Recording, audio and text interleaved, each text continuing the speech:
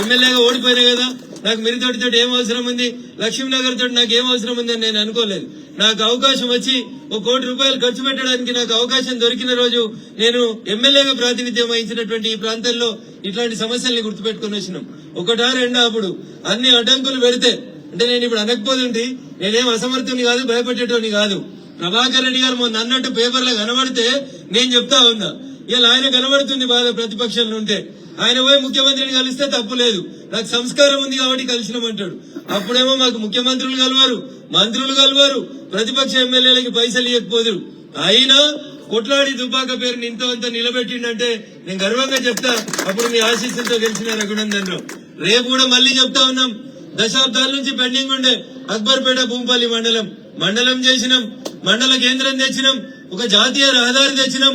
ఇలా చూడరు రామాయంపేటకి వెళ్ళి సిద్దిపేటకు పోయే రోడ్డు ఎంత మంచిగా ఉందో ఒకసారి యాద్ చేసుకోవాలి. భూంపల్లి చౌరస్తాలో రోడ్డు సగం ఊర్లోకి వెళ్ళిపోతుందని, సగం మంది రైతుల భూములు ఇల్లు పోతాయని బాధపడితే 2 సార్లు మొత్తం రైతుల్ని నేనే ఢిల్లీకి తీసుకుపోయి నితిన్ గడ్కరీ గారిని కల్పించి ఆ రోడ్డులో రైతులు నష్టపోకుండా చేయడం జరిగింది. ఈ రకంగా రఘునందన్ ఎమ్మెల్యేగా ఉన్నా, ఎంపీగా ఉన్నా అనుక్షణం ప్రతి నిమిషం రఘునందన్ ఆలోచన నియోజకవర్గం అభివృద్ధి తప్ప ఇంకొకటి కాదని చెప్పి ఈ సందర్భంగా తెలియజేస్తూ, రాజకీయాలు నేను చాలా మాట్లాడగలుగుతాను, నాకు తెలుసు అందరికంటే బాగా మాట్లాడగలుగుతాను. మమ్మల్ని అవస్థ పెట్టిన వాళ్ళని ఇంతకంటే బాగా అవస్థ పెట్టగలిగే శక్తిని ఇలా భగవంతుడు నాకు ఇచ్చిండు. అయినా నేను బదిలా తీసుకునే రాజకీయాలు చేయదలుచుకోలేదు. కంపెనీలు పైసలు ఇస్తే సాటుకుని నేనో 2 స్కూళ్లలో 2 కంప్యూటర్లు ఇచ్చి మిగతా జైల్లో పెట్టుకోవచ్చు.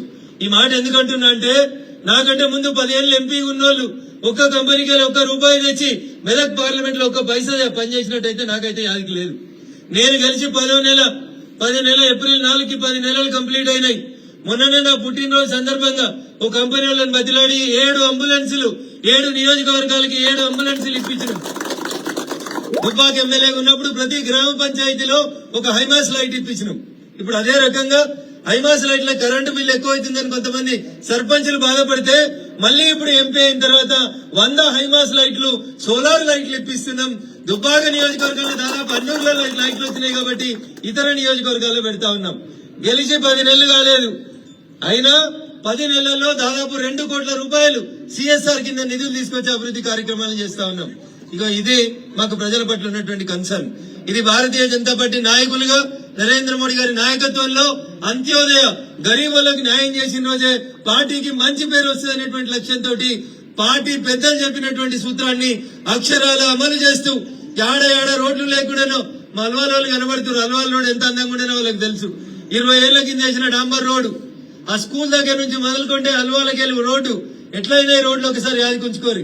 మెట్టుకెళ్ళి అల్వాలకి వచ్చే రోడ్డు నేను ఎమ్మెల్యే దిగిపోయినా అయిపోయింది. మళ్ళీ నేను ఎంపీ గెలిచినాక కొట్లాడి మళ్ళీ రోడ్ కంప్లీట్ చేయించినాం.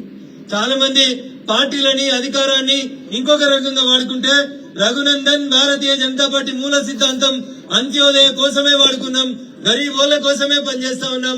మొన్న ఎన్ఆర్ఈజీఎస్ నిధులు వస్తే కూడా గ్రామాలలో ఉన్నటువంటి ఆయా గ్రామాల్లో ఉన్నటువంటి కార్యకర్తల్ని పనిచేయమన్నాం తప్ప ఏడ కాంట్రాక్టర్ల దగ్గరికి కమిషన్ల జోలికి పోలేదు.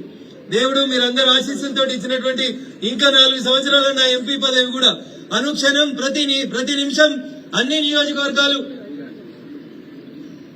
ఎంపీ లాడ్స్ కూడా ఈ మండలానికి 30 లక్షలు ఇచ్చినటువంటి అమర్ గుర్తు చేస్తా ఉన్నాడు. 5 కోట్లు వచ్చినాయి, 5 కోట్లు అయిపోయినాయి కూడా ఆల్రెడీ. జస్ట్ 6 months లో 5 కోట్ల ఎంపీ లాడ్స్ కూడా ఖర్చు పెట్టడం జరిగింది. ఖర్చు పెట్టడం అంటే పంచుకోవడం కాదు, ప్రతి దగ్గర ఏదో ఒకటి ఒక ఊర్లో కనబడేటువంటి పని చేస్తా ఉన్నాం.